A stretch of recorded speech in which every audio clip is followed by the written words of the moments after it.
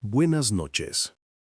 Esta noche nos adentramos en una historia que desafiará todo lo que creen saber sobre medicina, moralidad y la delgada línea entre la salvación y la condenación.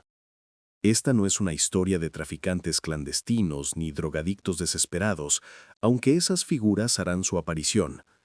No, esta historia comienza en el lugar más inesperado, en las cuidadosas manos de los curanderos, en los estériles pasillos de los hospitales y en los corazones sinceros de quienes creen estar haciendo el bien.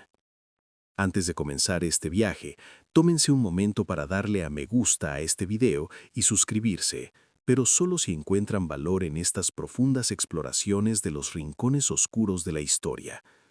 Cuéntenme en los comentarios desde dónde lo ven y qué les atrae de estas historias. Ahora, acomódense, bajen la luz y prepárense. Lo que están a punto de escuchar es la biografía de una molécula que ha salvado más vidas que quizás cualquier otra sustancia en la historia y ha destruido otras tantas. Esta es la historia completa de la morfina. Mucho antes de que existiera la morfina, antes incluso de que existiera una palabra para el concepto de aislar un compuesto químico puro, existía el sueño. No el sueño natural que llega al final del día, sino un sueño más profundo. Un sueño que podía ser invocado. Un sueño que traía consigo la bendita ausencia de dolor. Y la clave de ese sueño surgía de la tierra misma. Imaginen, si quieren, la creciente fértil del cuarto milenio antes de Cristo, la tierra entre los ríos Tigris y Éufrates, donde la humanidad aprendió por primera vez a sembrar semillas y a construir ciudades, donde nació el concepto mismo de civilización. Aquí, entre el trigo y la cebada, crecía otro cultivo, la amapola somniferum, la adormidera. Mide quizás 1 metro de altura, su tallo es de un verde pálido con tintes azules. La flor que la corona es un milagro de la naturaleza, delicada como el papel de seda, con una gama que va de blanco puro a morado oscuro. Pero la flor, por hermosa que sea, nunca fue el premio. Cuando los pétalos caen, revelan el verdadero tesoro. Una vaina, una cabeza de semilla bulbosa del tamaño de un huevo pequeño. Los sumerios, aquellos antiguos pioneros de la agricultura y la escritura, descubrieron algo extraordinario en esta vaina. Si se tomaba un cuchillo pequeño y se hacían cortes superficiales en su piel, lo suficientemente profundos como para perforar la superficie, pero no tan profundos como para penetrar las semillas, algo mágico sucedía. Una savia blanca y lechosa comenzaba a sumar de la herida. Expuesto al aire, este látex se oxidaba, se espesaba y se oscurecía hasta convertirse en una resina marrón pegajosa. Esto era opio puro. Los sumerios llamaban a la amapola Hul-Gil, que se traduce directamente como planta de la alegría o planta de la alegría. No era un apodo casual, era una descripción precisa de lo que habían encontrado. Una planta que podía brindar alegría pura, o al menos su aproximación más cercana, la ausencia de sufrimiento. Recolectaban esta resina, la prensaban en pasteles y la usaban como medicina, para la tos persistente que destrozaba los pulmones, para la fiebre persistente, para el dolor insoportable de una lesión o enfermedad, y más profundamente, para el don del sueño cuando no llegaba de forma natural. Este conocimiento era demasiado preciado para permanecer en un solo lugar. Como todos los bienes valiosos, viajaba. La ruta del comercio del opio se extendía por todo el mundo antiguo, transportada por mercaderes y conquistadores, preceptos y médicos.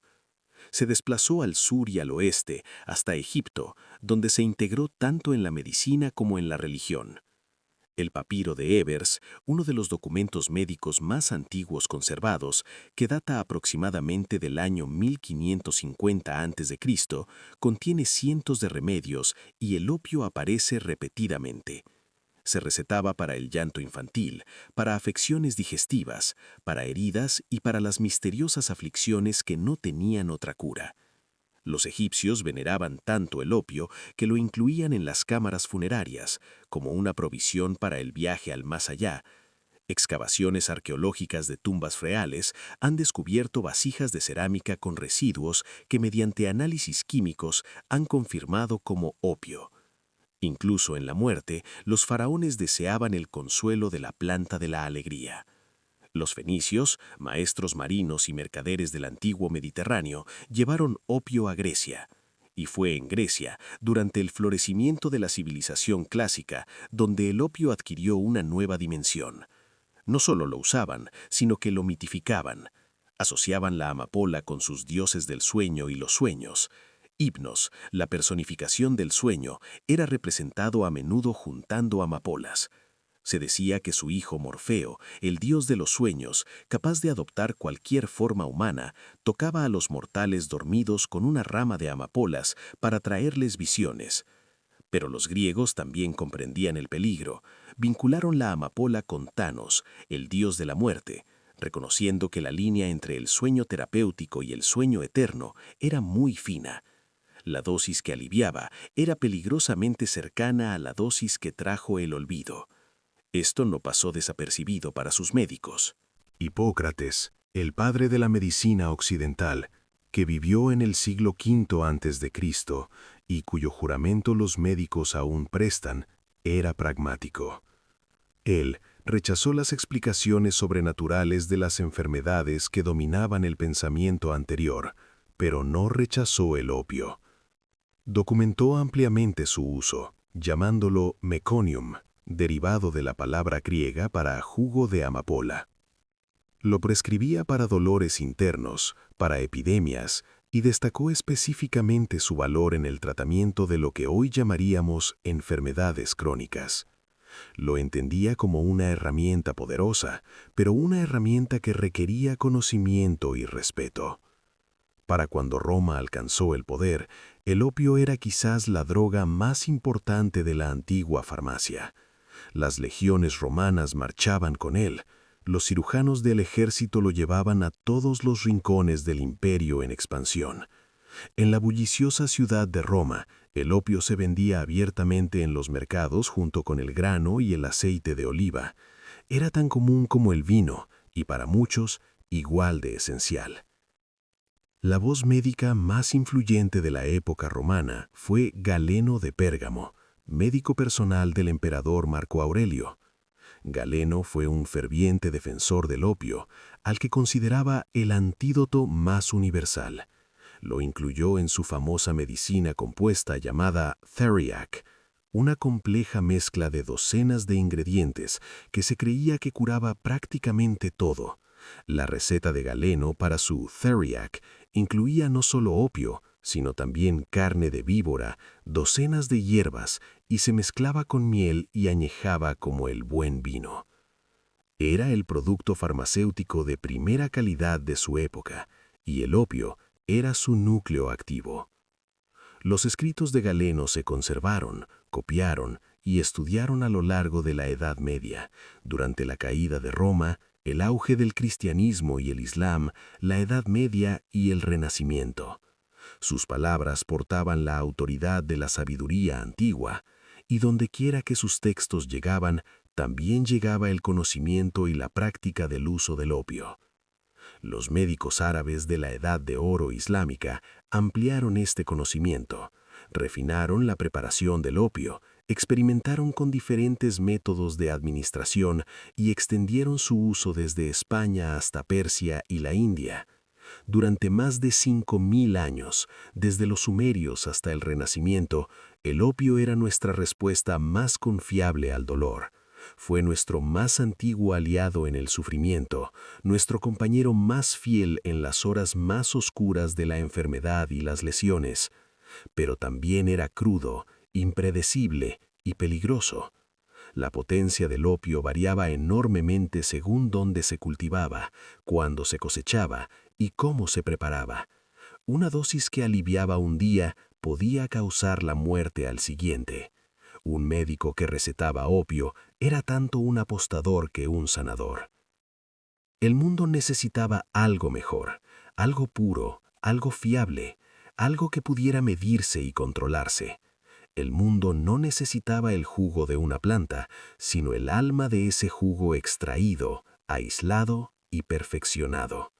Y a principios del siglo XIX, en un pequeño pueblo en Alemania, un joven estaba a punto de darle al mundo precisamente eso. Era el año 1804. Napoleón Bonaparte acababa de coronarse emperador de Francia. La compra de Luisiana había duplicado el tamaño del joven Estados Unidos. La revolución industrial estaba transformando a Inglaterra en el taller del mundo. Y en una modesta farmacia de Paderborn, en Westfalia, un joven aprendiz llamado Friedrich Wilhelm Sautern estaba a punto de cambiar el curso de la historia de la humanidad. Sautern aún no había cumplido los 21 años, carecía de educación universitaria, conexiones prestigiosas y un mecenas adinerado. Era simplemente ayudante en una botica de un pueblo pequeño, hijo de un ingeniero con una curiosidad insaciable y una mente metódica. Estaba obsesionado con una pregunta que había intrigado a los médicos por milenios. ¿Qué contenía exactamente el opio que lo hacía eficaz? La opinión prevaleciente en la época era que el opio era una sola sustancia, que la propia goma marrón era el principio activo. Pero Sautern sospechaba lo contrario. Él creía que el opio era una mezcla, un cóctel de diferentes compuestos, y que algún lugar en esa mezcla se encontraba un único ingrediente específico responsable de sus propiedades analgésicas. Si pudiera aislarlo, si pudiera separar este principio activo puro de todos los demás componentes del opio crudo, tendría algo revolucionario. Una medicina de eficacia conocida y constante.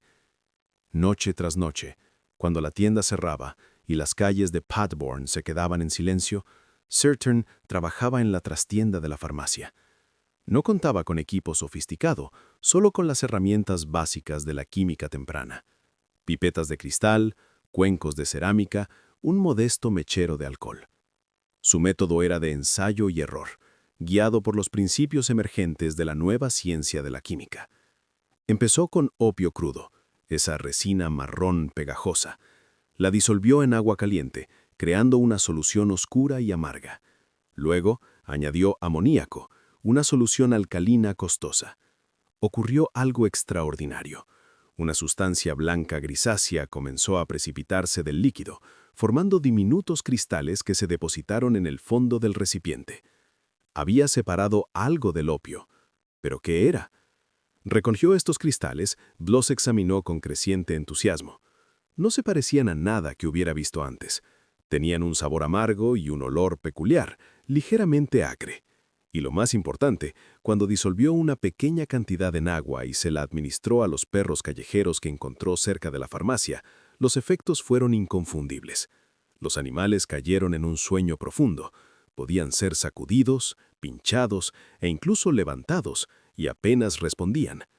Después de varias horas, despertaban, aparentemente ilesos pero aturdidos. Sautern estaba convencido de haberlo encontrado. Pero la ciencia, incluso en sus inicios, requiere verificación. Necesitaba probar su descubrimiento en un sujeto que pudiera reportar lo que sentía. Necesitaba un voluntario humano. Y así, en un acto que hoy se consideraría valiente y monumentalmente temerario, recurrió a los únicos voluntarios disponibles, él mismo y 3 de sus amigos. Una tarde de invierno de 1805, Sautern reunió a 3 jóvenes, todos de 20 y pocos años, en la trastienda de la farmacia. Midió cuidadosamente una dosis de su compuesto cristalino para cada uno, medio grano, aproximadamente 30 miligramos. Disolvieron el polvo amargo en agua y lo bebieron. Luego, esperaron. Durante la primera media hora, no ocurrió nada. Sautern, inseguro de si la dosis era suficiente, tomó una decisión. La duplicó. Cada uno consumió otro grano entero, 60 miligramos en total. Esta vez, los efectos llegaron como una marea. Un calor se extendió por sus cuerpos. Sus extremidades se volvieron pesadas, casi inmóviles. Sus pensamientos se volvieron lentos y oníricos. Se sentían eufóricos, en paz, completamente libres de preocupaciones. Era una dichosa sensación de flotar. Pero Sergent, en su fervor científico, no estaba satisfecho. Quería comprender los límites. Para trazar los límites del poder de esta nueva sustancia, les administró una tercera dosis. Esto fue un error. La habitación empezó a dar vueltas. Las náuseas los invadieron. Uno de sus amigos se desplomó, sumido en un estupor tan profundo que no pudo ser despertado. Su respiración se volvió superficial y lenta. Su piel se volvió pálida y húmeda. Sergent comprendió con horror que había envenenado a su amigo, que tal vez lo había matado. En un intento desesperado por revertir los efectos, le ingirió vinagre para provocarle el vómito. Purgaron sus estómagos retorciéndose violentamente, expulsando el amargo contenido mezclado con bilis y sangre. Lenta y dolorosamente se recuperaron. Los 4 sobrevivieron la noche, aunque estuvieron enfermos y débiles durante días. A pesar de la casi tragedia, el experimento había cumplido su objetivo principal. Sergent había demostrado que los cristales que había aislado eran el principio activo del opio, concentrado y purificado. Llamó a su descubrimiento Morfe, en honor a Morfeo, el dios griego de los sueños. El nombre era poético, acertado, y con el tiempo se convertiría en morfina. Publicó sus hallazgos en una revista científica alemana en 1805, pero el artículo fue prácticamente ignorado. Era un aprendiz desconocido en una ciudad provinciana, publicando en una revista desconocida. El mundo científico no le prestó atención.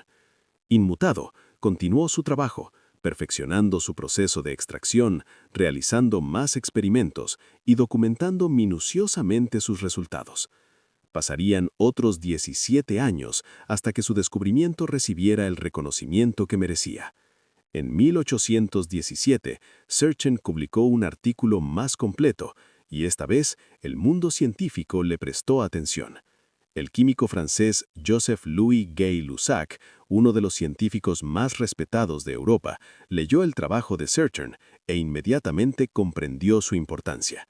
Lo presentó a la Academia Francesa de Ciencias, otorgándole su considerable prestigio.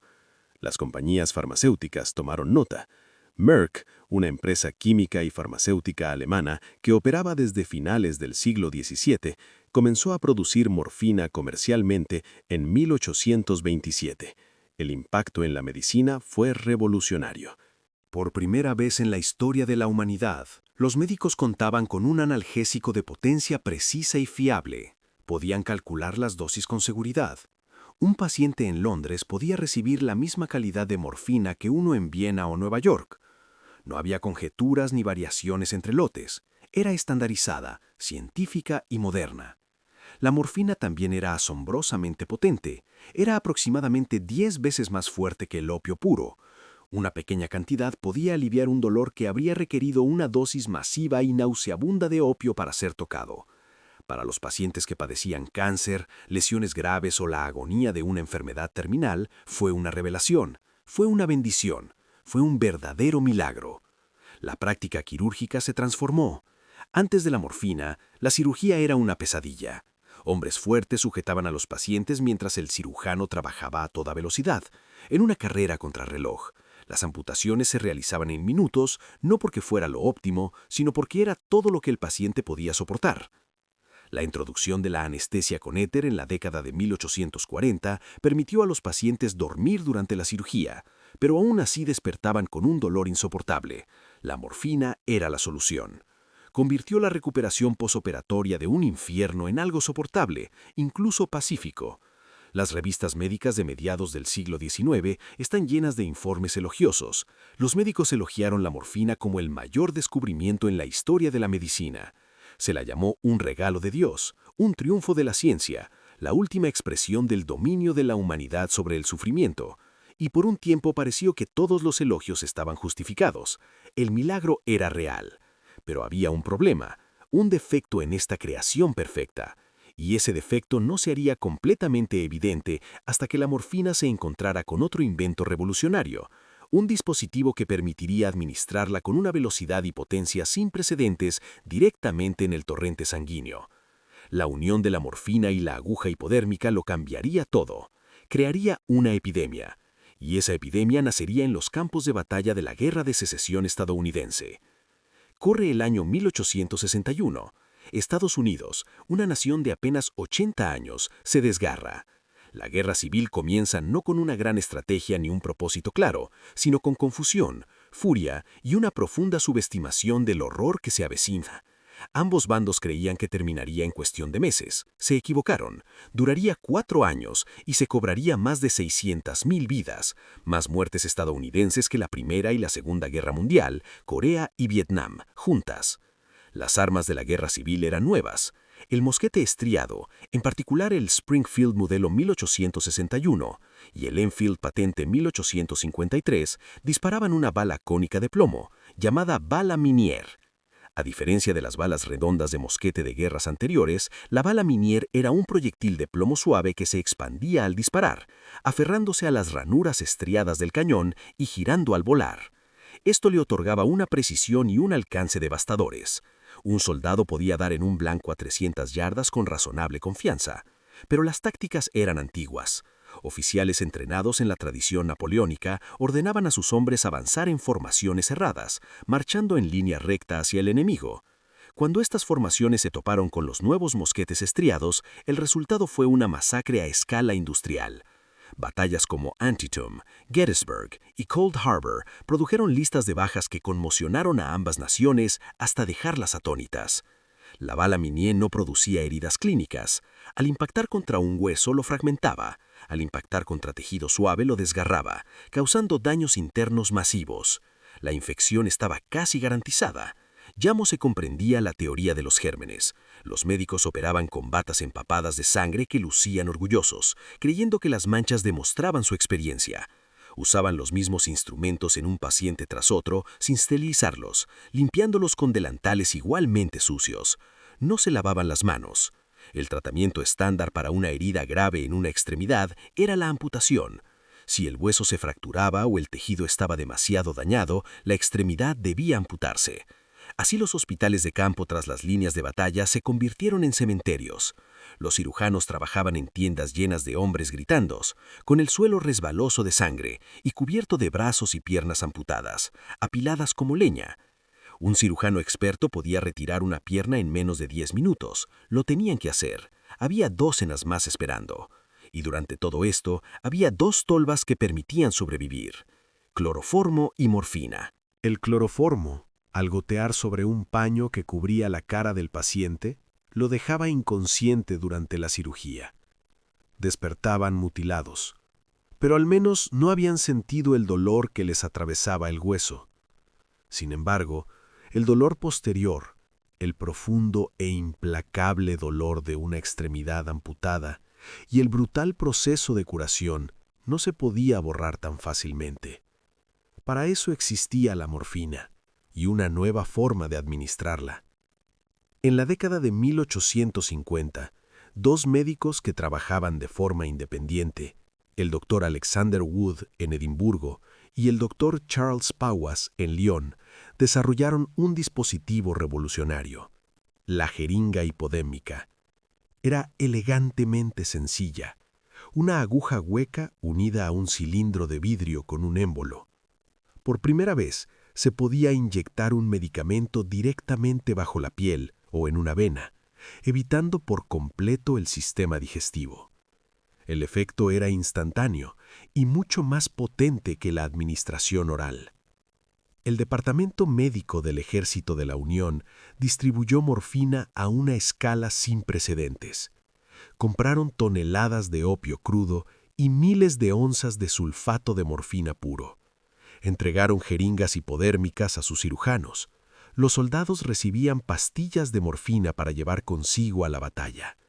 Los médicos se desplazaban tras los combates con bolsas de cuero llenas de solución de morfina y jeringas, inyectando a los heridos donde yacían. Esto salvaba vidas, evitaba que los soldados murieran por shock, les permitía soportar el transporte del campo de batalla al hospital, les dio la oportunidad de sobrevivir lo suficiente para que sus heridas sanaran. Pero cuando la guerra finalmente terminó en 1865, cuando las armas se silenciaron y los sobrevivientes regresaron, al regresar a casa, Un número significativo de ellos trajo algo consigo. Regresaron con extremidades amputadas, con cicatrices terribles, con pesadillas que nunca se desvanecían por completo. Y muchos regresaron con una necesidad consciente e insaciable de morfina. La afección se volvió tan común que se le dio un nombre específico: la enfermedad del soldado o la enfermedad del ejército. Las revistas médicas comenzaron a publicar informes de veteranos que no podían funcionar sin su dosis diaria de morfina. Los médicos militares les habían administrado el fármaco, lo habían tomado según lo prescrito y ahora se encontraban esclavizados por él. Cuando intentaban dejarlo, los atormentaban síntomas que los aterrorizaban: temblores incontrolables, calambres violentos, vómitos, diarrea, una abrumadora sensación de fatalidad. El único alivio provenía de más morfina. Las estimaciones varían, pero los historiadores creen que al menos 45,000 soldados, y posiblemente muchos más, regresaron de la guerra dependientes de morfina. Estos no eran criminales, no eran fracasos morales, aunque la sociedad pronto los tacharía de tales. Eran hombres que habían servido a su país y recibieron tratamiento médico con una sustancia que sus médicos les aseguraban que era segura. Habían caído en una trampa tendida no por malicia, sino por ignorancia. Los médicos de la época no entendían la dependencia física ni la adicción como nosotros. Sabían que los pacientes que tomaban morfina regularmente experimentaban molestias y la dejaban de repente, pero lo atribuían a la reaparición del dolor subyacente, no a la droga en sí, creando una nueva necesidad biológica. La idea de que un medicamento pudiera alterar la química fundamental del cerebro y el sistema nervioso, creando un estado en el que el cuerpo necesitara el medicamento simplemente para sentirse normal, aún no era parte del pensamiento médico. A medida que avanzaba el siglo XIX, el problema se agravó. Ya no se trataba solo de veteranos. El auge de medicamentos patentados, tónicos no regulados y elixires vendidos en farmacias y catálogos de venta por correo significaba que la morfina y el opio estaban por todas partes. Productos con nombres como el jarabe calmante de la señora Winslow, comercializados a las madres para calmar el llanto de los bebés, contenían morfina. Láudano, una solución de opio disuelto en alcohol, era tan común en los hogares de clase media como lo es hoy la aspirina. Se tomaba para dolores de cabeza, cólicos menstruales, insomnio y ansiedad. La típica adicta a la morfina de finales del siglo XIX no era una delincuente acechando en un aljejón. Era una mujer blanca de mediana edad, a veces de familia respetable, a quien le habían recetado morfina para alguna dolencia crónica y se dio cuenta de que no podía dejarla. Los médicos comenzaron a encontrarse con pacientes que llegaban a ellos no con enfermedades, sino con desesperación, pidiendo más morfina y mostrándose agitados y hostiles cuando se la negaban. La profesión médica que celebraba a la morfina como un milagro ahora se enfrentaba a la incómoda realidad de haber creado una legión de pacientes dependientes. Comenzó la búsqueda de una solución. Lo que se necesitaba era una sustancia con todo el poder analgésico de la morfina, pero sin la maldición de la adicción. Investigadores médicos y compañías farmacéuticas comenzaron a experimentar, sintetizando nuevos compuestos, buscando el analgésico perfecto. Y en la década de 1890, un gigante farmacéutico alemán creyó haberlo encontrado. Llamaron a su nueva creación heroica. Heroica en español, heroína. Pero esa es otra historia, una de mayor engaño y tragedia. Por ahora, la morfina había revelado su doble naturaleza. Era a la vez salvadora y destructora, sanadora y esclavizadora. Había elevado a la humanidad por encima de la tiranía del dolor, pero al hacerlo, había encadenado a millones a una nueva forma de sufrimiento. La droga milagrosa se había convertido en una maldición. Y la pregunta que rondaba a la profesión médica a finales del siglo XIX era simple y terrible. ¿Qué hemos hecho? Al comenzar el siglo XX, la morfina estaba en todas partes. Estaba en botiquines, maletines médicos y hospitales. Era el estándar de oro con el que se medían todos los demás analgésicos. Pero también se comprendía cada vez más su peligrosidad, no por sus efectos inmediatos, sino por su efecto a largo plazo. Cómo transformaba al paciente en algo más, un dependiente, un adicto, un morfinista. La literatura médica de principios del siglo XX está repleta de casos de estudios y observaciones clínicas que pintan un panorama inquietante. Los médicos describían pacientes que empezaban a tomar morfina para un dolor legítimo, se recuperaban de su lesión o enfermedad, pero no podían dejar el fármaco. Sus vidas giraban en torno a obtener su siguiente dosis. Empezaron a engañar a sus pacientes, visitando a varios médicos para obtener múltiples recetas, una práctica que más tarde se llamaría doctor shopping. Fingían síntomas, robaban medicamentos y, cuando todo lo demás fallaba, recurrían al mercado negro. Un caso particularmente detallado de una revista médica de 1903 describe a una mujer, madre de 3 hijos, a quien le habían recetado morfina tras un parto difícil. 3 meses después, su médico intentó reducirle la dosis del medicamento. Se puso histérica y afirmó el dolor había regresado. El médico, inseguro y reacio a ver sufrir a su paciente, continuó con la receta. 1 año después, se inyectaba morfina 5 veces al día, descuidando a sus hijos, su hogar y su salud. Cuando su esposo finalmente le cortó el acceso al dinero para comprar el medicamento, intentó suicidarse.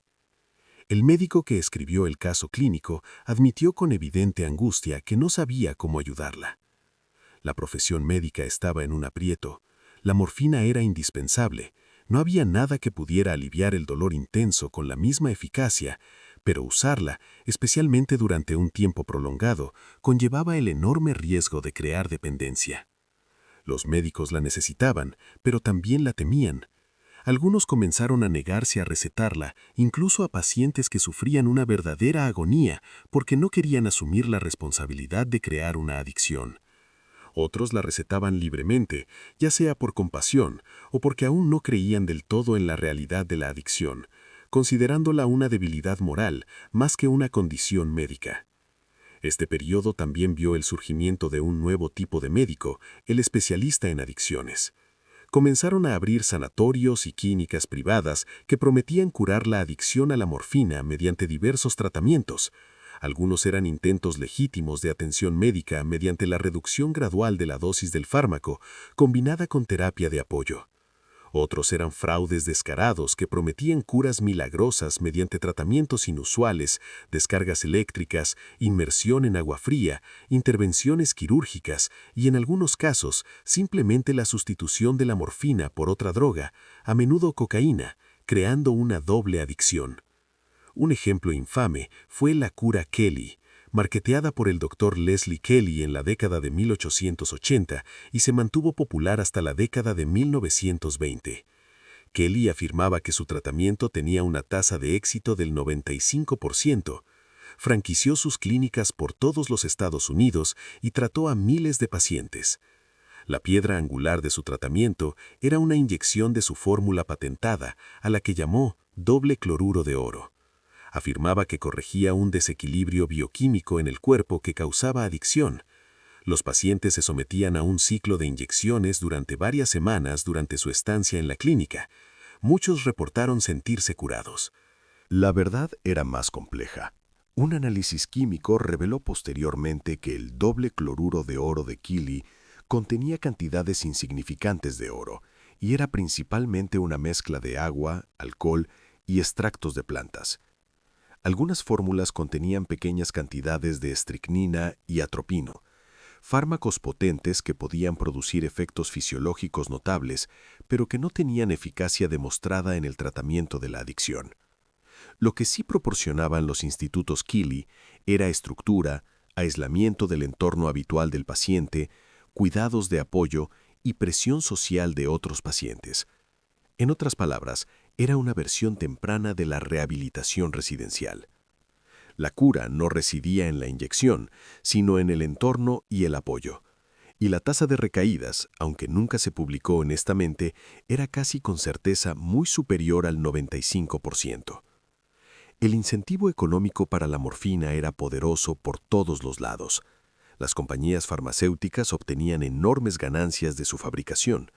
Los médicos que la recetaban tenían pacientes leales, casi desesperadamente leales. Los farmacéuticos sabían que un cliente dependiente de morfina era un cliente para toda la vida.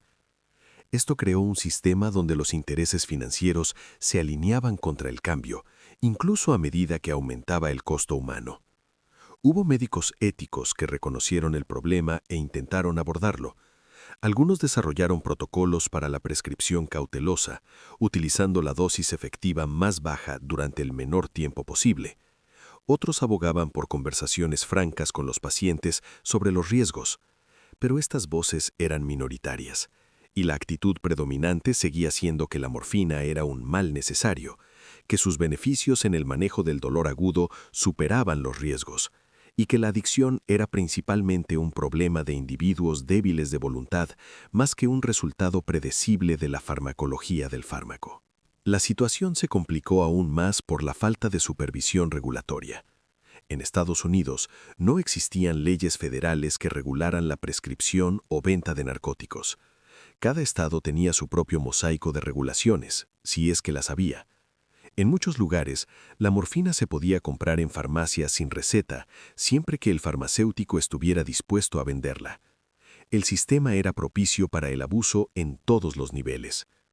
Esto cambió con la Ley Harrison de Impuestos sobre Narcóticos de 1914. A primera vista, era simplemente una ley fiscal que obligaba a cualquiera que importara, manufacturara, vendiera o distribuyera productos de opio o cacao a registrarse ante el gobierno federal y pagar un impuesto especial. Pero el lenguaje de la ley contenía una frase crucial. Los médicos solo podían recetar estos medicamentos en el ejercicio de su profesión. La pregunta era, ¿qué constituía una práctica médica legítima? ¿Podía un médico recetar morfina para mantener a un adicto estable y funcional? ¿O se trataba simplemente de permitir que adicción, atendiendo un vicio en lugar de tratar una enfermedad? El Departamento del Tesoro, encargado de hacer cumplir la ley, adoptó una postura firme. Decidió que recetar narcóticos simplemente para mantener la adicción no era una práctica médica legítima, era un delito. Las consecuencias fueron inmediatas y brutales. Miles de médicos fueron investigados, arrestados y procesados. Algunos fueron a prisión. La comunidad médica, aterrorizada por los riesgos legales, abandonó en gran medida a los pacientes adictos. Las clínicas de mantenimiento que operaban legalmente, donde los pacientes podían recibir dosis limpias y medidas de morfina para mantenerse estables, fueron cerradas. La Corte Suprema, en una serie de decisiones a lo largo de los años 1910 y 1920, confirmó la interpretación del gobierno. El resultado fue la criminalización de la adicción. Los pacientes que habían estado recibiendo atención médica con morfina de grado farmacéutico fueron repentinamente excluidos. Estaban enfermos, desesperados y ahora tildados de criminales. La única opción que les quedaba era el mercado negro. Y el mercado negro estaba listo. La ley Harrison no detuvo el consumo de morfina, simplemente la trasladó de las farmacias a la calle, y al hacerlo, creó una de las empresas criminales más lucrativas en la historia de Estados Unidos. La dinámica de la prohibición, ya sea del alcohol en la década de 1920 o de los narcóticos a lo largo del siglo XX, es notablemente consistente. Al prohibir una sustancia con una demanda significativa, creas una oportunidad de mercado para aquellos que están dispuestos a operar al margen de la ley. Las ganancias son enormes porque los riesgos son altos. La violencia se convierte en una herramienta de negocios. La corrupción se hace necesaria y el producto mismo se vuelve más peligroso. Antes de la ley Harrison, una persona adicta podía comprar morfina de grado farmacéutico, de pureza conocida y dosis medidas, legalmente en una farmacia o un médico. La droga era barata porque era legal. Después de la ley Harrison, esa misma persona tenía que comprarla a un traficante. La morfina podía ser pura o estar adulterada con diversos adulterantes, leche, azúcar, quinina, almidón o algo peor. El precio se disparó no por el coste de producción, sino por la prima de riesgo que exigían los traficantes y los intermediarios. Un hábito que costaba unos pocos dólares a la semana se convirtió en uno que costaba cientos. El adicto, ahora un delincuente por definición, a menudo tenía que recurrir a la delincuencia para financiar su adicción. Los hurtos menores, la prostitución y el robo se convirtieron en medios comunes para obtener dinero para la siguiente dosis. El ciclo se autoperpetuaba y era devastador. Cuanto más criminalizaba la adicción la sociedad, más se hundían los adictos en el submundo y más parecía su comportamiento confirmar el estereotipo del adicto como un degenerado moral en lugar de un enfermo. Las fuentes de morfina ilegal eran diversas. Parte se desviaba de los suministros farmacéuticos legítimos a través de médicos, farmacéuticos o personal sanitario corruptos. Otra parte se contrabandeaba desde el extranjero, sobre todo desde Europa y Asia, donde las regulaciones eran diferentes, y cada vez más se sintetizaba en laboratorios clandestinos. La química de la producción de morfina era bien conocida y no era particularmente difícil para alguien con formación. Lo difícil era obtener el opio crudo o la paja de adormidera como materia prima, pero las redes criminales demostraron ser expertas en ello. Para las décadas de 1920 y 1930, el crimen organizado en Estados Unidos había consolidado su control sobre el narcotráfico. Los mismos grupos que traficaban con licor de contrabando durante la ley seca también traficaban con morfina, heroína y cocaína. Las familias mafiosas italoamericanas de Nueva York, Chicago y otras grandes ciudades eran los principales distribuidores. Contaban con las redes, la fuerza y las conexiones políticas para operar con relativa impunidad. La policía era sobornada, los políticos hacían la vista gorda y, cuando era necesario, se empleaba la violencia para eliminar a la competencia o cobrar deudas. El perfil del consumidor de morfina comenzó a cambiar durante este periodo. Si bien la adicción de la clase media persistía, a menudo oculta tras puertas cerradas, la cara visible de la adicción a morfina y heroína se asoció con la pobreza urbana y las comunidades marginadas. En las ciudades, la droga se vendía en barrios específicos, a menudo en zonas pobladas por inmigrantes recientes o por estadounidenses negros que habían emigrado del sur. Esto no era accidental. Estas comunidades estaban sobrevigiladas y desatendidas y eran blancos fáciles para la policía. Si bien los traficantes de alto nivel permanecieron prácticamente intactos, los medios de comunicación de la época desempeñaron un papel importante en la percepción pública. Los periódicos publicaron historias escabrosas sobre drogadictos y negros obsesionados con las drogas, a menudo con notaciones racistas que insinuaban que el consumo de drogas conducía a la violencia y a desviaciones sexuales. Películas como Reefer Madness sobre la marihuana marcaron la pauta para una histeria más generalizada sobre las drogas. Si bien el contenido trataba ostensiblemente sobre los peligros de los narcóticos, el subtexto a menudo trataba del control y la estigmatización de poblaciones ya marginadas. Este pánico moral creó presión política para imponer penas cada vez más severas. La atención se centraba exclusivamente en el castigo y la reducción de la oferta, sin prestar prácticamente atención al tratamiento ni a brindar tratamiento o a abordar las causas profundas de la adicción. La persona adicta no era vista como alguien que necesitaba ayuda, sino como un delincuente que debía ser encarcelado. Y, efectivamente, lo era. Las cárceles comenzaron a llenarse de personas cuyo principal delito era el consumo o la posesión de drogas. El sistema legal, desoberbado e incapaz de abordar la adicción como un problema médico, se convirtió en una especie de puerta giratoria. Los adictos eran arrestados, cumplían condena, eran liberados y en cuestión de días o semanas volvían a ser arrestados.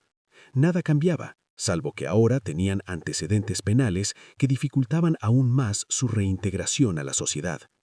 A nivel internacional, la situación era aún más compleja. La Sociedad de Naciones y posteriormente las Naciones Unidas intentaron crear tratados internacionales para controlar los narcóticos. El objetivo era restringir la producción y distribución de morfina, heroína y cocaína exclusivamente al uso médico legítimo. Pero la enforzación de la ley era inconsistente y abundaban las lagunas legales. Algunos países se negaron a firmar.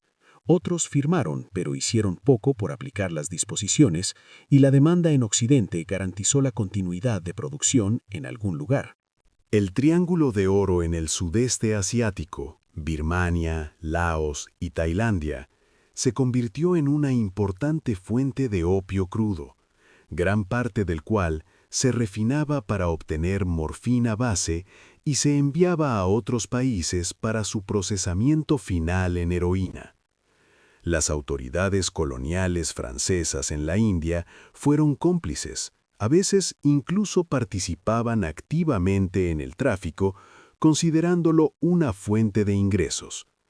Después de la Segunda Guerra Mundial, la situación se complicó aún más, ya que la política de la Guerra Fría llevó a las agencias de inteligencia occidentales, en particular a la CIA, a forjar alianzas con caudillos del narcotráfico a cambio de su cooperación contra las fuerzas comunistas. El tráfico de morfina y heroína se volvió inseparable de la geopolítica. Las fuerzas del Kuomintang en Birmania, los sindicatos corsos en Marsella y la mafia siciliana en Italia estaban involucrados en el narcotráfico y en diversas ocasiones recibieron protección o asistencia de los gobiernos occidentales que los consideraban aliados útiles en la lucha más amplia contra el comunismo.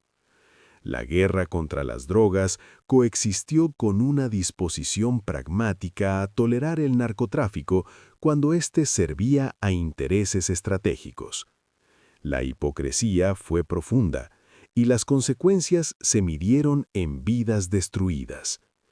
A mediados del siglo XX, la morfina había sido eclipsada en gran medida por la heroína en el mercado ilegal. La heroína era más potente, más fácil de contrabandear y producía una euforia más intensa. Pero la morfina nunca desapareció.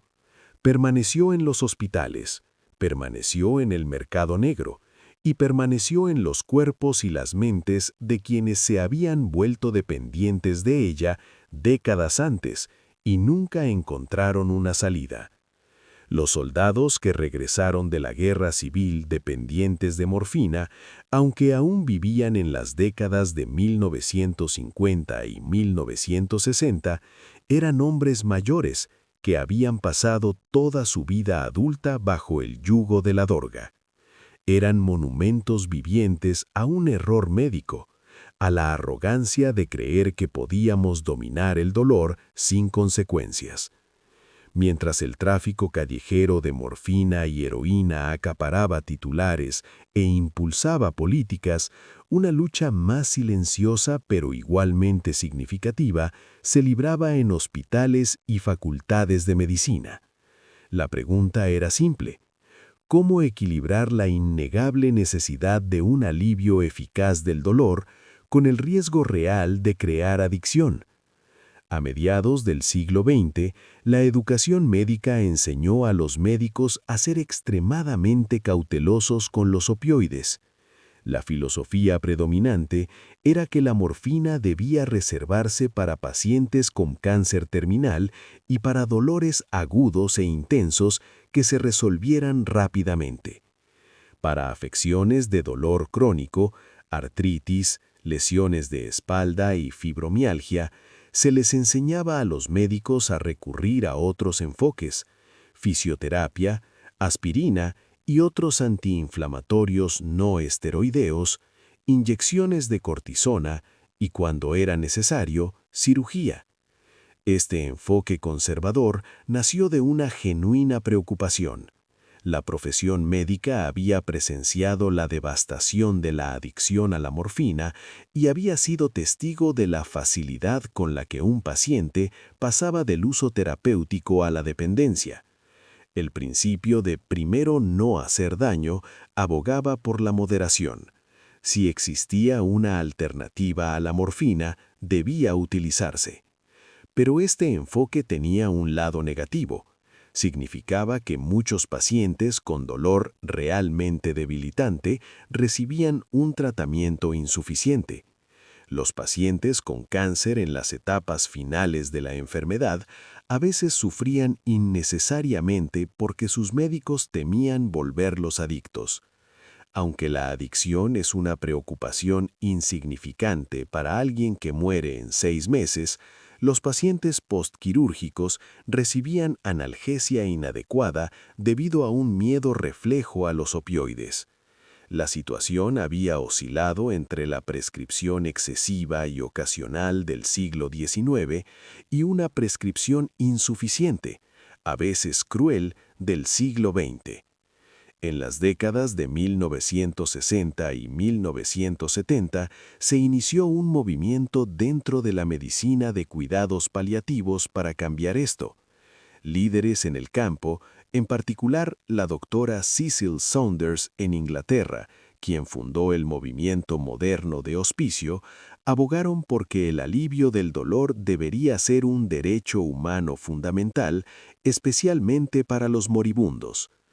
Ella y otros demostraron que cuando se administraba morfina regularmente en dosis adecuadas, con el objetivo de prevenir el dolor, en lugar de simplemente reaccionar a él, los pacientes podían vivir sus últimos días con dignidad y comodidad. El riesgo de adicción era irrelevante comparado con la realidad de un sufrimiento insoportable. El concepto de la escalera del dolor, desarrollado por la Organización Mundial de la Salud en la década de 1980, proporcionó un marco para el manejo del dolor oncológico. Comenzó con medicamentos no opioides como la aspirina para el dolor leve, pasó a opioides débiles como la codeína para el dolor moderado y reservó opioides fuertes como la morfina para el dolor intenso. Fue un enfoque racional y humano que reconocía el dolor como un problema médico grave que merecía un tratamiento serio. Este cambio de mentalidad fue una corrección, una evolución necesaria, pero como muchas correcciones, contenía en sí mismas las semillas de un nuevo problema. El péndulo comenzaba a oscilar hacia atrás y las compañías farmacéuticas observaban atentamente. Vieron una oportunidad no solo para ayudar a los pacientes, sino también para obtener enormes ganancias, y estaban dispuestos a mentir para aprovecharla. El gran avance, o lo que se comercializó como tal, llegó con el desarrollo de formulaciones opioides de liberación prolongada. La idea era elegante. Si se pudiera diseñar una pastilla que liberara morfina lentamente durante varias horas, se podría proporcionar un alivio constante del dolor sin los altos y bajos que provocaban euforia y aumentos repentinos de la dosis. Sería morfina segura gracias a una ingeniosa ingeniería farmacéutica. Productos como MS-Contin, sulfato de morfina de liberación continua, entraron al mercado en la década de 1980 para el dolor crónico intenso, especialmente en pacientes con cáncer. Eran realmente útiles. Un paciente podía tomar una pastilla 2 veces al día en lugar de dosificarse cada pocas horas. Mejoraba la calidad de vida, pero la publicidad empezó a superar la realidad. Las compañías farmacéuticas empezaron a sugerir que estas formulaciones de acción prolongada eran, de alguna manera, fundamentalmente diferentes de la morfina regular y que conllevaban un menor riesgo de adicción. Este fue el comienzo de un peligroso engaño que alcanzaría su punto álgido con OxyContin en la década de 1990. Pero las bases se estaban sentando en el mercado de la morfina. Los representantes de ventas visitaban a los médicos y les mostraban gráficos que sugerían que las fórmulas de liberación prolongada producían niveles sanguíneos estables sin picos de euforia. Citaban estudios, a menudo financiados por las propias empresas, que afirmaban tasas de adicción inferiores al 1%. Replanteaban el dolor crónico como una epidemia infratratada y presentaban los opioides de acción prolongada como la solución. Algunos médicos se mostraban escépticos. Observaban que cualquier opioide, independientemente de su mecanismo de administración, conllevaba riesgos. Señalaban que los pacientes podían anular fácilmente el mecanismo de liberación prolongada triturando las pastillas, liberando así toda la morfina de una vez. Pero otros médicos, con un genuino deseo de ayudar a sus pacientes y tranquilizados por datos aparentemente rafiables, comenzaron a recetar estos medicamentos con mayor libertad y durante periodos más prolongados. Proliferaron las clínicas de dolor. Algunas eran consultas legítimas dirigidas por médicos que realmente intentaban ayudar a personas con enfermedades debilitantes. Otras eran farmacias clandestinas, clínicas donde un examen superficial resultaba en una receta para altas dosis de opioides. Los pacientes hacían fila, pagaban en efectivo y salían con frascos de pastillas que usaban ellos mismos o vendían en la calle. La línea entre la medicina y el tráfico de drogas se desdibujó. Las agencias reguladoras reaccionaron con lentitud. La Administración para el Control de Drogas, DEA, se centró principalmente en drogas ilegales como la heroína y la cocaína.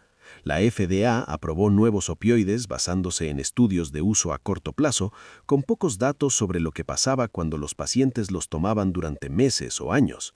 Las buendas médicas estatales carecían de personal y estaban desbordadas. Los pocos médicos que recetaban en exceso podían continuar durante años sin enfrentar consecuencias. Dentro de los hospitales, la morfina seguía siendo el estándar para el manejo del dolor agudo. Se administraba después de cirugías, para ataques cardíacos y traumas. Pero incluso aquí, la antigua precaución se estaba erosionando. A los estudiantes de enfermería y a los residentes médicos se les enseñó a ser agresivos con el manejo del dolor, a considerar el dolor no tratado como una falla. La Comisión Conjunta, una poderosa organización de acreditación hospitalaria, introdujo estándares a finales de la década de 1990 que exigían a los hospitales evaluar el dolor regularmente y tratarlo adecuadamente. El dolor se convirtió en el quinto signo vital, tan importante como la temperatura o la presión arterial. Esto se presentó como una atención compasiva y centrada en el paciente, y en muchos casos lo era, pero también generó presión para recetar, presión para aumentar las dosis, presión para cambiar a medicamentos más fuertes. La cultura institucional estaba cambiando de una cultura de precaución con los opioides a una cultura de liberalidad con los opioides. Y la morfina, el opioide original, el abuelo de todos ellos, permaneció en el centro de todo, confiable, familiar y mortal. Para entender cómo la morfina crea adicción, debemos adentrarnos en el paisaje del cerebro humano. Es un viaje a espacios microscópicos, donde las moléculas se acoplan a los receptores, donde las señales eléctricas se transmiten en cascada a través de redes neuronales, y donde se escribe la química fundamental del placer, el dolor y el deseo. El sistema nervioso humano maneja el dolor mediante un mecanismo elegante y antiguo. Cuando se daña un tejido, al cortarse un dedo o romperse un hueso, las terminaciones nerviosas especializadas, llamadas nociceptores, detectan la lesión. Generan señales eléctricas que viajan por la médula espinal hasta el cerebro. En el cerebro, estas señales se procesan, interpretan y experimentan como dolor. Este sistema es esencial para la supervivencia. El dolor es el sistema de alarma del cuerpo, que nos advierte del peligro y nos obliga a proteger la zona lesionada mientras sana. Pero el cerebro también tiene un sistema natural para amortiguar el dolor. Produce sus propios opioides, sustancias químicas llamadas endorfinas y encefalinas. Estas se liberan durante el estrés, el ejercicio y en respuesta al propio dolor. Se unen a receptores específicos en el cerebro y la médula espinal, receptores opioides INMUN, delta y kappa. Y cuando lo hacen, reducen la transmisión de las señales de dolor, disminuyen el sufrimiento. Por eso los soldados a veces no sienten sus heridas en el fragor de la batalla. Los atletas pueden soportar el dolor y el cuerpo puede soportar más de lo que creemos posible. Tenemos analgésicos naturales integrados en nuestra biología. La morfina funciona porque es una llave química que encaja perfectamente en el receptor opioide mu, la misma cerradura que abre nuestras endorfinas naturales. Cuando la morfina se une a estos receptores, imita y amplifica el sistema natural de alivio del dolor del cuerpo. Bloquea la transmisión de las señales de dolor con una eficacia extraordinaria. Pero también hace algo más. Estos receptores opioides no solo se encuentran en las vías del dolor, se encuentran en todo el cerebro, incluyendo áreas que regulan el estado de ánimo, la respiración, la digestión y, de forma crucial, en el circuito de recompensa. El sistema de recompensa del cerebro se centra en una región llamada área tegmental ventral y sus proyecciones al núcleo accumbens. Este es el circuito que refuerza las conductas necesarias para la supervivencia: comer, beber y tener relaciones sexuales. Cuando haces algo que promueve tu supervivencia o reproducción, este sistema libera un neurotransmisor llamado dopamina, y la dopamina te hace sentir bien, crea placer, satisfacción y motivación para repetir esa acción. Así es como la evolución nos asegura que busquemos lo que necesitamos. La morfina secuestra este sistema. Cuando se une a los receptores opioides en la vía de recompensa, provoca una liberación masiva de dopamina, mucho mayor que la que cualquier recompensa natural podría producir. El resultado es euforia, una sensación de profundo bienestar, de que todo está perfectamente bien. Para alguien con dolor físico o emocional, esta sensación no es solo placentera, es revancha. Es la respuesta a una pregunta que no sabía cómo formular. Pero aquí es donde se tiende la trampa. El cerebro no es un órgano estático, se adapta. Al exponerse a una avalancha de opioides externos, el cerebro comienza a ajustarse. Reduce su propia producción de endorfinas naturales. ¿Para qué producirla si la morfina proporciona la misma señal, pero más potente?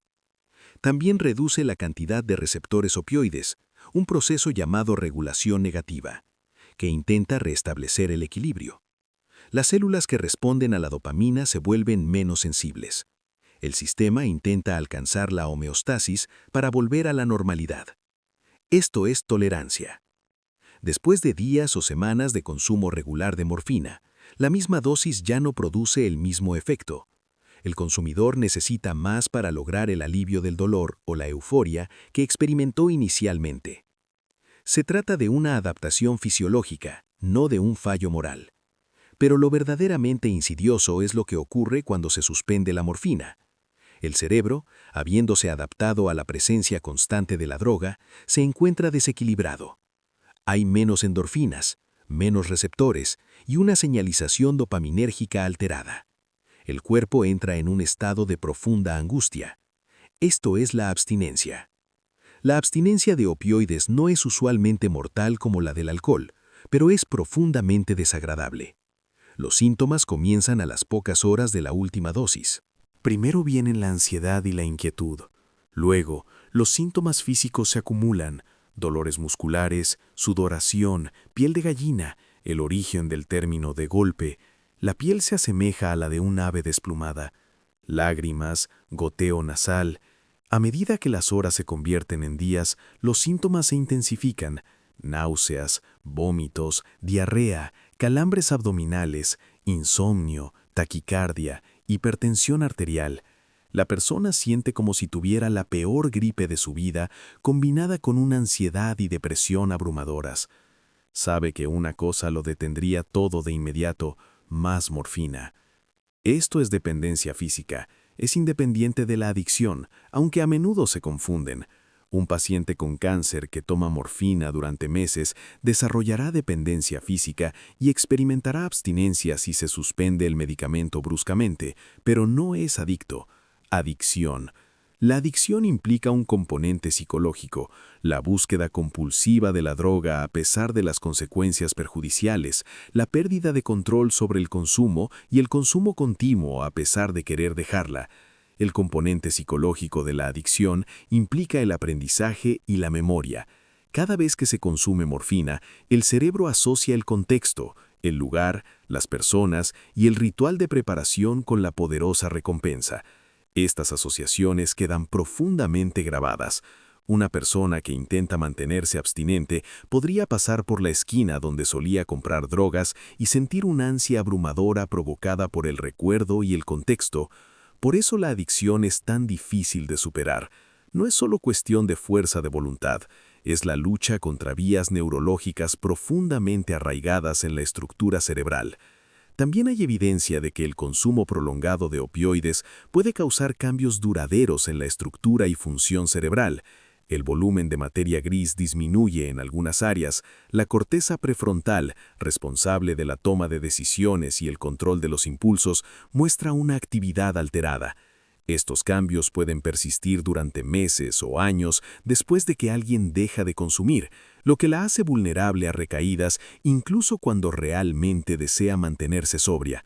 No todos los que consumen morfina se vuelven adictos. Existe una variación individual significativa, probablemente basada en la genética, las experiencias tempranas de la vida, la salud mental y el entorno social. Algunas personas pueden usar opioides para controlar el dolor y dejarlo sin dificultad. Otras se vuelven adictas después de una exposición relativamente breve. Esta imprevisibilidad es parte de lo que hace que la droga sea tan peligrosa. No se puede saber de antemano quién será vulnerable. La ciencia también revela por qué funciona el tratamiento asistido con medicamentos. Medicamentos como la metadona y la buprenorfina son opioides de acción prolongada que ocupan los receptores mu sin producir una fuerte euforia. Previenen la abstinencia y reducen los ansias, lo que permite que el cerebro sane y que la persona reconstruya su vida.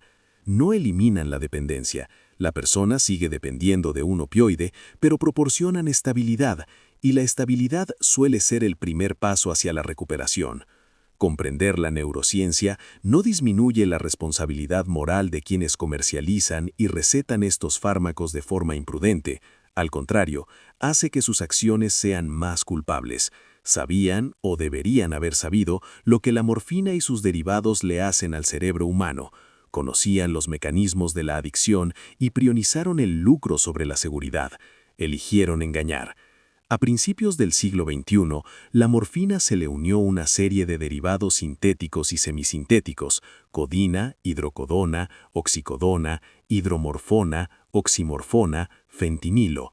La familia de los opioides se había expandido, pero la morfina seguía siendo el estándar, el punto de referencia con el que se medían todos los demás, y seguía siendo esencial en hospitales por todo el mundo, la columna vertebral del manejo del dolor agudo y los cuidados paliativos. Pero en Estados Unidos algo había salido terriblemente mal. La industria farmacéutica, liderada por empresas como Purdue Pharma, con su agresiva comercialización de OxyContin, había convencido con éxito a una generación de médicos de que los opioides eran seguros para el dolor crónico, que la adicción era poco común, que el verdadero problema era el sufrimiento maltratado. El consumo de opioides con receta se disparó durante las décadas de 1990 y 2000. Las consecuencias fueron predecibles y devastadoras. Millones de estadounidenses se volvieron dependientes de opioides con receta. Cuando los médicos finalmente comenzaron a reducir la prescripción, ya sea por conciencia o por presión regulatoria, los pacientes que habían tomado estos medicamentos durante años se vieron privados de ellos. Los dependientes físicos no les importaba el motivo de la interrupción. Sus cuerpos pedían opioides a gritos, y cuando las pastillas dejaron de estar disponibles o se volvieron inasequibles, recurrieron a la calle. La heroína, que había sido relativamente poco común en muchas partes de Estados Unidos, se disparó. Pero ni siquiera la heroína era suficiente para satisfacer la demanda ni para proporcionar los márgenes de ganancia que buscaban los traficantes, y así llegaron el fentanilo y sus análogos, opioides sintéticos tan potentes que podían contrabandearlos en pequeñas cantidades y mezclarlos con heroína o fabricar pastillas falsas con enormes ganancias. El número de muertes aumentó año tras año.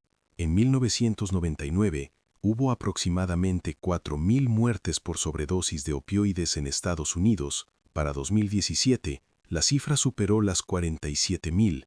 Para 2021, más de 70.000 estadounidenses murieron por sobredosis de drogas, la gran mayoría relacionadas con opioides. Para poner esto en perspectiva, en las últimas 2 décadas han muerto más estadounidenses por sobredosis de drogas que en toda la Primera y Segunda Guerra Mundial, la Guerra de Corea y la Guerra de Vietnam juntas. Esto no se debe a un fallo de la fuerza de voluntad individual ni del carácter moral. Se trata de un fallo sistémico de la regulación, la ética corporativa, la educación médica, la infraestructura de salud pública y las políticas de drogas. La epidemia de opioides recetados fue creada por la industria farmacéutica mediante engaños deliberados y facilitada por la captura regulatoria. La epidemia del fentanilo se perpetúa mediante políticas prohibicionistas que garantizan el suministro de medicamentos. No está regulada, es impredecible y mortal. La morfina, en su forma farmacéutica pura, rara vez se ve implicada en estas sobredosis callejeras. El consumo en la calle ha optado por fármacos más potentes y rentables, pero la morfina sigue presente en hospitales, cuidados paliativos y en los botiquines de pacientes con cáncer, y aún conlleva riesgos. Los pacientes que reciben morfina después de una cirugía a veces la disfrutan demasiado. La cálida sensación de flotar se convierte en algo que anhelan. Cuando se acaba la receta, algunos buscan ir de médico en médico o finalmente recurren a fuentes ilegales. La comunidad médica se ha visto obligada a un doloroso ajuste de cuentas. El péndulo está oscilando de nuevo, alejándose de la prescripción liberal hacia una mayor precaución. Las nuevas directrices del CDC y otras organizaciones enfatizan que los opioides deben ser el último recurso para el dolor crónico, utilizados en la dosis efectiva más baja durante el menor tiempo posible. Ahora, los médicos deben consultar las bases de datos de monitoreo de medicamentos recetados para ver si los pacientes están obteniendo opioides de múltiples fuentes. Algunos estados han impuesto límites a la duración y la dosis inicial de las recetas de opioides. Estas medidas son necesarias, pero tienen un costo. Los pacientes con dolor intenso y legítimo a veces tienen dificultades para recibir el tratamiento adecuado. Los pacientes con cáncer y aquellos con enfermedades terminales a veces se enfrentan a médicos o farmacéuticos escépticos que temen recetar o dispensar la morfina adecuada. El miedo a la adicción o a las consecuencias regulatorias puede resultar en sufrimiento innecesario. El desafío es encontrar el equilibrio, proporcionando alivio adecuado del dolor y minimizando al mismo tiempo el riesgo de adicción y desvío al mercado negro. En cuidados paliativos y centros de cuidados paliativos, la morfina sigue siendo indispensable. Para un paciente moribundo, la preocupación por la adicción a largo plazo es irrelevante. Lo que importa es la comodidad y la dignidad. La morfina administrada adecuadamente puede permitir a una persona pasar sus últimos días libre de un dolor agonizante, capaz de comunicarse con sus seres queridos y de encontrar algo de paz. En este contexto, la morfina sigue siendo el milagro que siempre estuvo destinado a ser, pero incluso en este caso existen complicaciones.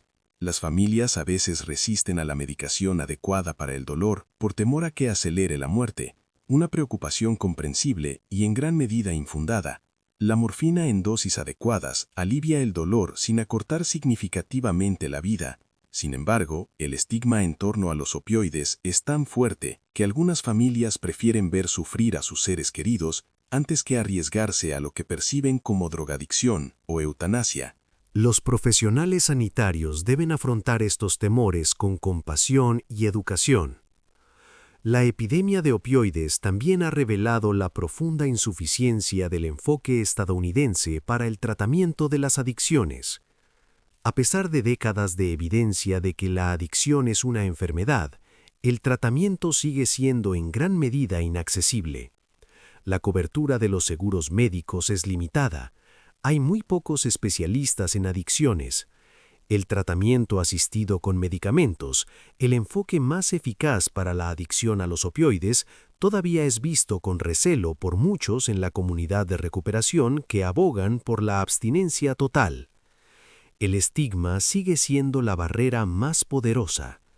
Las personas adictas a la morfina u otros opioides son vistas como moralmente débiles, como criminales, como personas que tomaron malas decisiones y merecen las consecuencias. Este estigma impide que las personas busquen ayuda, impide que las familias reconozcan el problema, impide que los legisladores inviertan adecuadamente en tratamiento y reducción de daños, y asegura que el sufrimiento continúe. La historia de la morfina es la historia de la relación de la humanidad con el dolor y el placer, con nuestra capacidad de innovación y nuestra capacidad de autoengaño. Creamos una droga milagrosa y luego la convertimos en un arma, primero por ignorancia, luego por codicia. criminalizamos la adicción en lugar de tratarla como un problema de salud. Permitimos que las compañías farmacéuticas repitieran los errores de la historia porque sus mentiras eran rentables. Y ahora vivimos las consecuencias. Una nación en las garras de la peor crisis de drogas de su historia. Pero la historia no es el destino. Podemos aprender, podemos cambiar, y hay caminos a seguir, por difíciles que sean. Primero, debemos aceptar que el manejo del dolor y la prevención de la adicción no son objetivos mutuamente excluyentes. La morfina y otros opioides son medicamentos esenciales. Siempre serán necesarios para el dolor agudo intenso, para la atención postquirúrgica y para los cuidados paliativos. El objetivo no puede ser eliminar su uso, sino utilizarlos con prudencia, respetar su eficacia y contar con sistemas para identificar y ayudar a quienes desarrollan dependencia. La educación médica debe cambiar. Los médicos necesitan una mejor formación en el manejo del dolor, en el reconocimiento de los signos de adicción y en la comprensión de los riesgos con los pacientes. Deben comprender que recetar opioides no es simplemente aliviar el sufrimiento, sino una decisión compleja que debe pesar el alivio a corto plazo con las consecuencias a largo plazo. Y necesitan apoyo, directrices claras, acceso a consultas con especialistas en adicciones y protección contra litigios y excesos regulatorios cuando ejercen una buena medicina.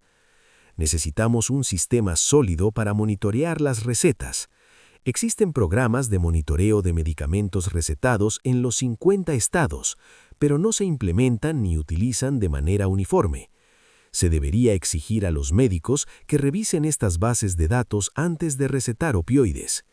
Los farmacéuticos deberían tener la autoridad y la responsabilidad de cuestionar las recetas sospechosas.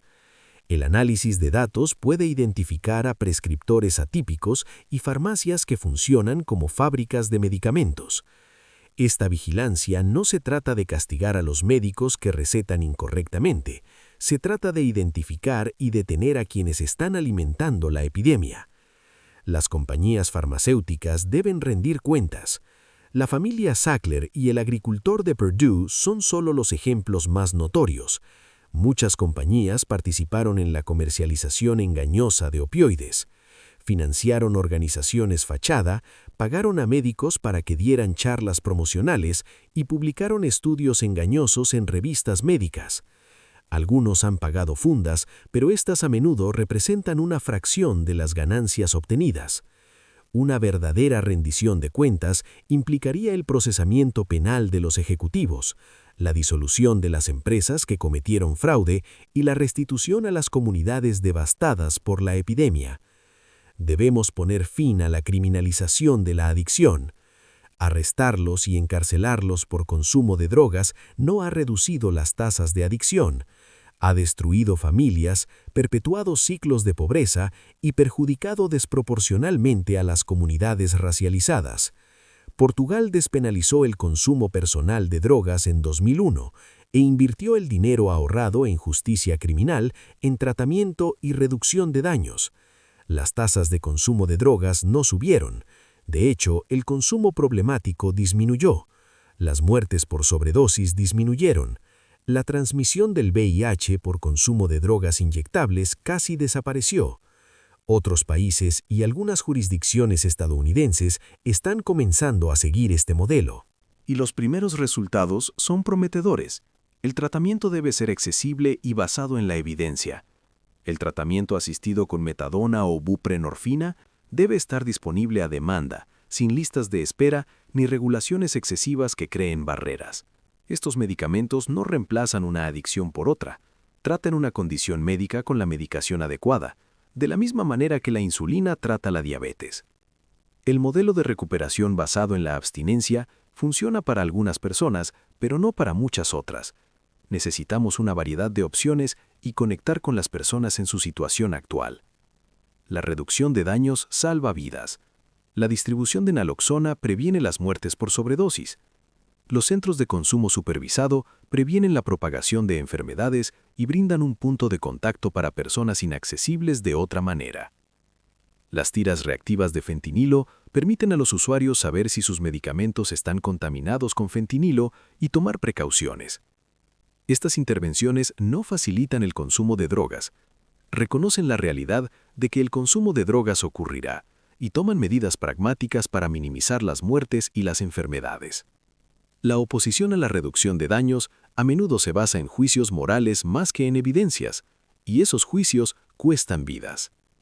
Necesitamos invertir en investigación. A pesar de décadas de uso de opioides, aún hay mucho que desconocemos sobre el dolor, la adicción, la vulnerabilidad individual y las estrategias óptimas de tratamiento. Necesitamos mejores analgésicos no opioides. Necesitamos comprender mejor las afecciones con dolor crónico para poder tratar las causas subyacentes en lugar de simplemente suprimir los síntomas. Necesitamos neuroimágenes y estudios de biomarcadores para identificar quiénes tienen mayor riesgo de adicción. Necesitamos estudios longitudinales sobre los resultados del tratamiento. Los institutos nacionales de la salud y otros organismos de financiación deberían priorizar esto. Finalmente, necesitamos honestidad. Debemos reconocer que la morfina es esencial y peligrosa, que es una herramienta que puede curar o dañar según cómo se use.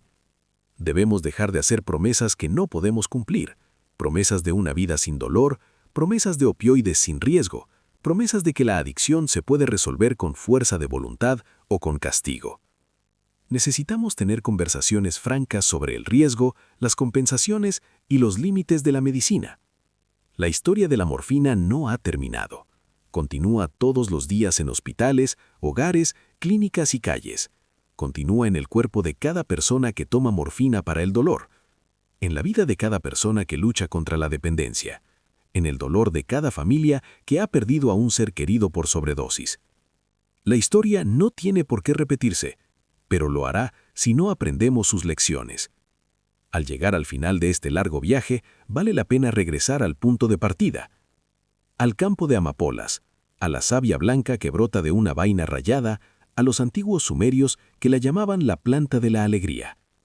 Comprendieron algo fundamental que hemos pasado 2 siglos intentando reconciliar, que esta sustancia trae tanto bendiciones como maldiciones, que el alivio del sufrimiento y el sufrimiento mismo pueden provenir de la misma fuente.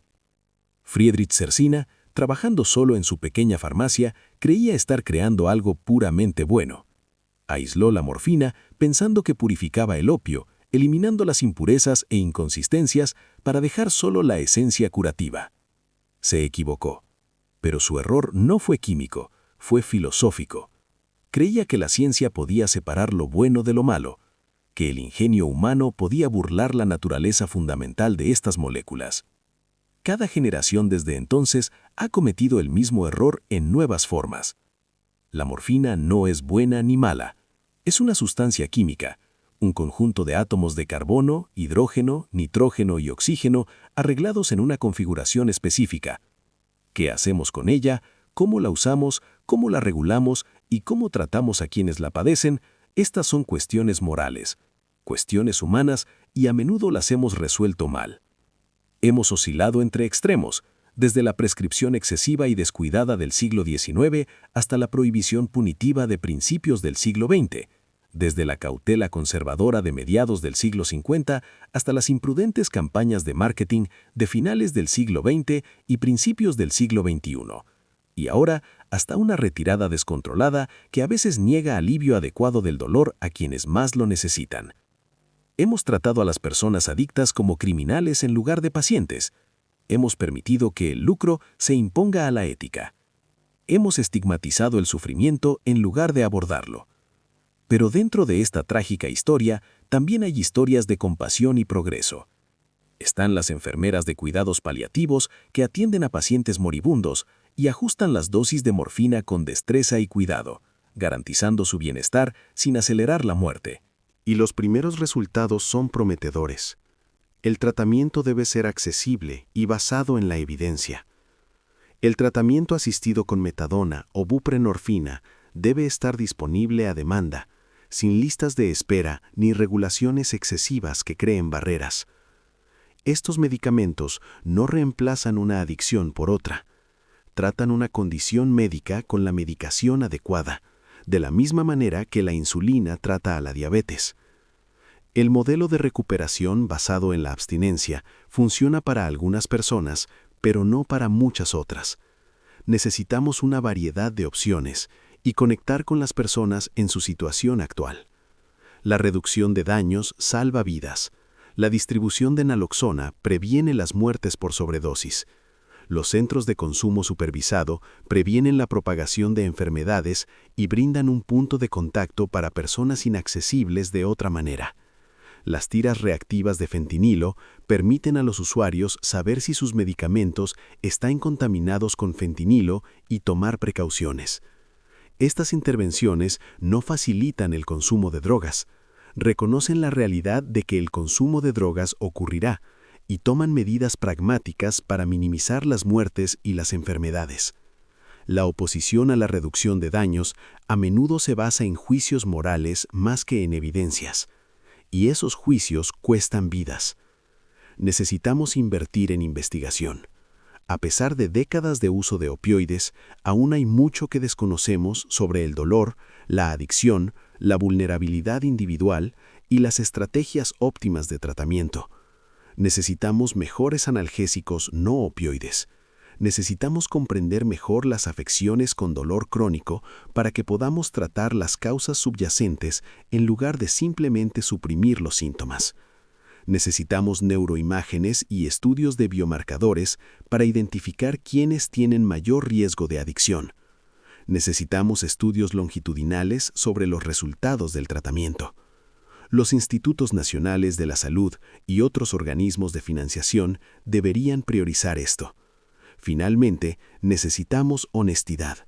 Debemos reconocer que la morfina es esencial y peligrosa, que es una herramienta que puede curar o dañar según cómo se use.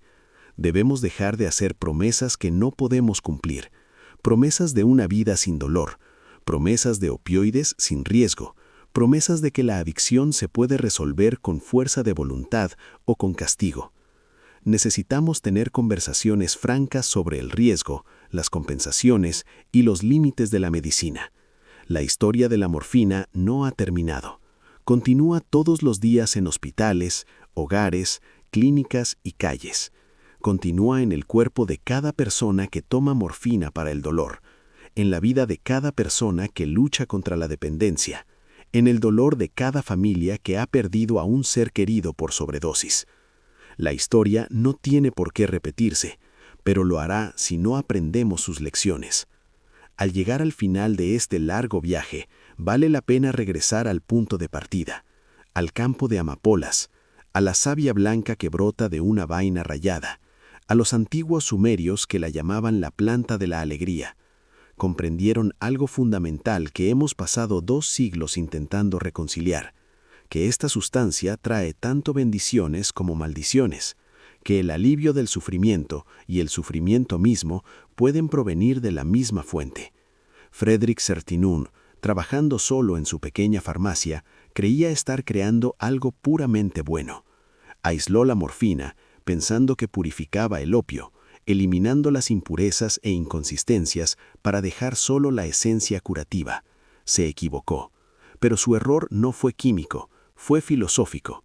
Creía que la ciencia podía separar lo bueno de lo malo, que el ingenio humano podía burlar la naturaleza fundamental de estas moléculas. Cada generación desde entonces ha cometido el mismo error en nuevas formas. La morfina no es buena ni mala, es una sustancia química, un conjunto de átomos de carbono, hidrógeno, nitrógeno y oxígeno dispuestos en una configuración específica. ¿Qué hacemos con ella? ¿Cómo la usamos? ¿Cómo la regulamos? ¿Y cómo tratamos a quienes la padecen?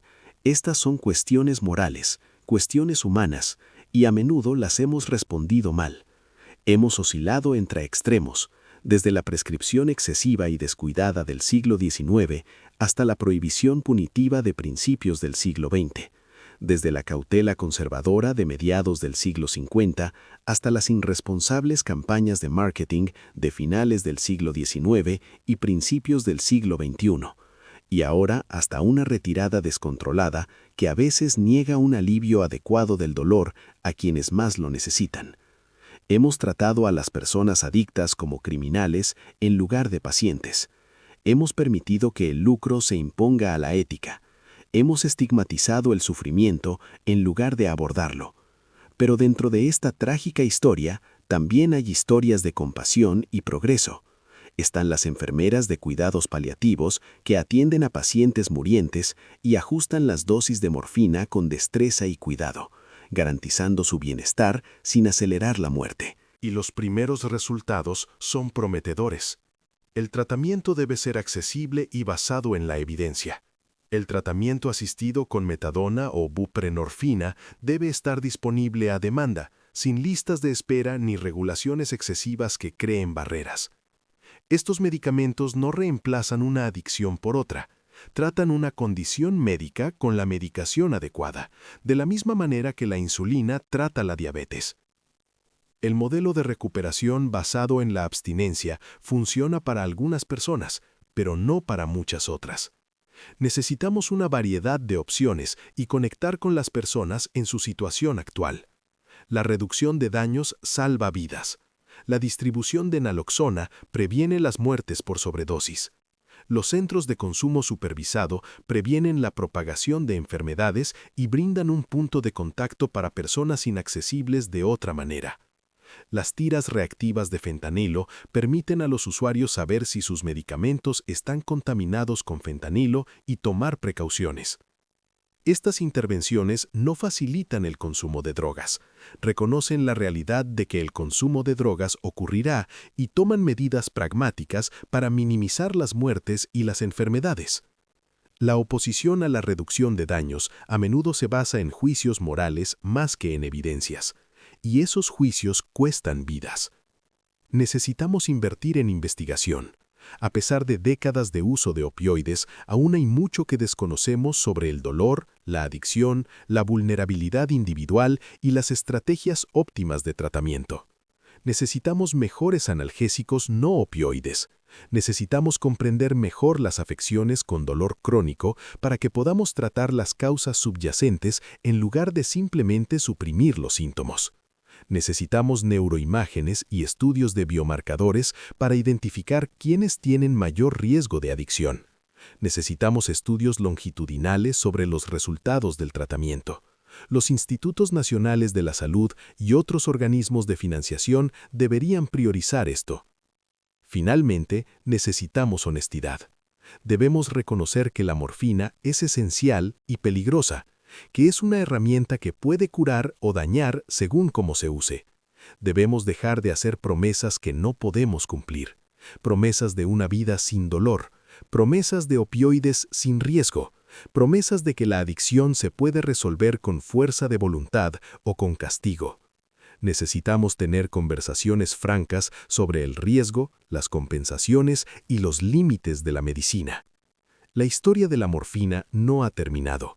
Continúa cada día en hospitales, hogares, clínicas y calles. Continúa en el cuerpo de cada persona que toma morfina para el dolor, en la vida de cada persona que lucha contra la dependencia, en el dolor de cada familia que ha perdido a un ser querido por sobredosis. La historia no tiene por qué repetirse, pero lo hará si no aprendemos sus lecciones.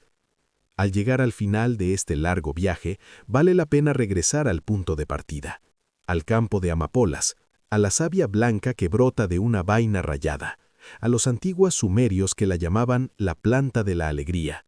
Comprendieron algo fundamental que hemos pasado 2 siglos intentando reconciliar, que esta sustancia trae tanto bendiciones como maldiciones, que el alivio del sufrimiento y el sufrimiento mismo pueden provenir de la misma fuente.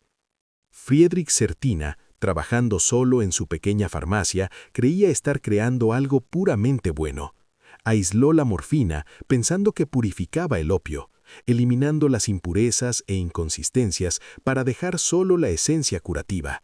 Se equivocó, pero su error no fue químico, fue filosófico. Creía que la ciencia podía separar lo bueno de lo malo, que el ingenio humano podía burlar la naturaleza fundamental de estas moléculas. Cada generación desde entonces ha cometido el mismo error en nuevas formas. La morfina no es buena ni mala, es una sustancia química, un conjunto de átomos de carbono, hidrógeno, nitrógeno y oxígeno arreglados en una configuración específica. ¿Qué hacemos con ella? ¿Cómo la usamos? ¿Cómo la regulamos? ¿Y cómo tratamos a quienes la padecen? Estas son cuestiones morales, cuestiones humanas, y a menudo las hemos respondido mal. Hemos oscilado entre extremos, desde la prescripción excesiva y descuidada del siglo XIX hasta la prohibición punitiva de principios del siglo XX, desde la cautela conservadora de mediados del siglo50 hasta las irrecrudentes campañas de marketing de finales del siglo XXI y principios del XXI, y ahora hasta una retirada descontrolada que a veces niega alivio adecuado del dolor a quienes más lo necesitan. Hemos tratado a las personas adictas como criminales en lugar de pacientes. Hemos permitido que el lucro se imponga a la ética. Hemos estigmatizado el sufrimiento en lugar de abordarlo. Pero dentro de esta trágica historia también hay historias de compasión y progreso. Están las enfermeras de cuidados paliativos que atienden a pacientes murientes y ajustan las dosis de morfina con destreza y cuidado, garantizando su bienestar sin acelerar la muerte. Y los primeros resultados son prometedores. El tratamiento debe ser accesible y basado en la evidencia. El tratamiento asistido con metadona o buprenorfina debe estar disponible a demanda, sin listas de espera ni regulaciones excesivas que creen barreras. Estos medicamentos no reemplazan una adicción por otra. Tratan una condición médica con la medicación adecuada, de la misma manera que la insulina trata la diabetes. El modelo de recuperación basado en la abstinencia funciona para algunas personas, pero no para muchas otras. Necesitamos una variedad de opciones y conectar con las personas en su situación actual. La reducción de daños salva vidas. La distribución de naloxona previene las muertes por sobredosis. Los centros de consumo supervisado previenen la propagación de enfermedades y brindan un punto de contacto para personas inaccesibles de otra manera. Las tiras reactivas de fentanilo permitan a los usuarios saber si sus medicamentos están contaminados con fentanilo y tomar precauciones. Estas intervenciones no facilitan el consumo de drogas, reconocen la realidad de que el consumo de drogas ocurrirá y toman medidas pragmáticas para minimizar las muertes y las enfermedades. La oposición a la reducción de daños a menudo se basa en juicios morales más que en evidencias, y esos juicios cuestan vidas. Necesitamos invertir en investigación. A pesar de décadas de uso de opioides, aún hay mucho que desconocemos sobre el dolor, la adicción, la vulnerabilidad individual y las estrategias óptimas de tratamiento. Necesitamos mejores analgésicos no opioides. Necesitamos comprender mejor las afecciones con dolor crónico para poder tratar las causas subyacentes en lugar de simplemente suprimir los síntomas. Necesitamos neuroimágenes y estudios de biomarcadores para identificar quiénes tienen mayor riesgo de adicción. Necesitamos estudios longitudinales sobre los resultados del tratamiento. Los institutos nacionales de la salud y otros organismos de financiación deberían priorizar esto. Finalmente, necesitamos honestidad. Debemos reconocer que la morfina es esencial y peligrosa, que es una herramienta que puede curar o dañar según cómo se use. Debemos dejar de hacer promesas que no podemos cumplir, promesas de una vida sin dolor, promesas de opioides sin riesgo, promesas de que la adicción se puede resolver con fuerza de voluntad o con castigo. Necesitamos tener conversaciones francas sobre el riesgo, las compensaciones y los límites de la medicina. La historia de la morfina no ha terminado. Continúa todos los días en hospitales, hogares, clínicas y calles. Continúa en el cuerpo de cada persona que toma morfina para el dolor, en la vida de cada persona que lucha contra la dependencia, en el dolor de cada familia que ha perdido a un ser querido por sobredosis. La historia no tiene por qué repetirse, pero lo hará si no aprendemos sus lecciones. Al llegar al final de este largo viaje, vale la pena regresar al punto de partida, al campo de amapolas, a la savia blanca que brota de una vaina rayada, a los antiguos sumerios que la llamaban la planta de la alegría. Comprendieron algo fundamental que hemos pasado 2 siglos intentando reconciliar. que esta sustancia trae tanto bendiciones como maldiciones, que el alivio del sufrimiento y el sufrimiento mismo pueden provenir de la misma fuente. Friedrich Certeau, trabajando solo en su pequeña farmacia, creía estar creando algo puramente bueno. Aisló la morfina pensando que purificaba el opio, eliminando las impurezas e inconsistencias para dejar solo la esencia curativa. Se equivocó. Pero su error no fue químico, fue filosófico. Creía que la ciencia podía separar lo bueno de lo malo, que el ingenio humano podía burlar la naturaleza fundamental de estas moléculas. Cada generación desde entonces ha cometido el mismo error en nuevas formas. La morfina no es buena ni mala, es una sustancia química, un conjunto de átomos de carbono, hidrógeno, nitrógeno y oxígeno, dispuestos en una configuración específica. ¿Qué hacemos con ella? ¿Cómo la usamos? ¿Cómo la regulamos y cómo tratamos a quienes padecen? Estas son cuestiones morales, cuestiones humanas, y a menudo las hemos respondido mal. Hemos oscilado entre extremos, desde la prescripción excesiva y descuidada del siglo XIX hasta la prohibición punitiva de principios del siglo XX, desde la cautela conservadora de mediados del siglo XX hasta las irreuntas campañas de marketing de finales del siglo XIX y principios del XXI, y ahora hasta una retirada descontrolada que a menudo niega un alivio adecuado del dolor a quienes más lo necesitan. Hemos tratado a las personas adictas como criminales en lugar de pacientes. Hemos permitido que el lucro se imponga a la ética. Hemos estigmatizado el sufrimiento en lugar de abordarlo. Pero dentro de esta trágica historia, también hay historias de compasión y progreso. Están las enfermeras de cuidados paliativos que atienden a pacientes murientes y ajustan las dosis de morfina con destreza y cuidado, garantizando su bienestar sin acelerar la muerte. Están los especialistas en medicina de adicciones que ven a sus pacientes no como adictos, sino como personas que luchan con una enfermedad crónica y que brindan tratamiento asistido con medicamentos sin juzgarlos. Están los trabajadores de reducción de daños que distribuyen naloxona en estacionamientos y callejones, que revierten la sobredosis sin hacer preguntas y que ven su misión simplemente como mantener a las personas con vida un día más, una oportunidad más.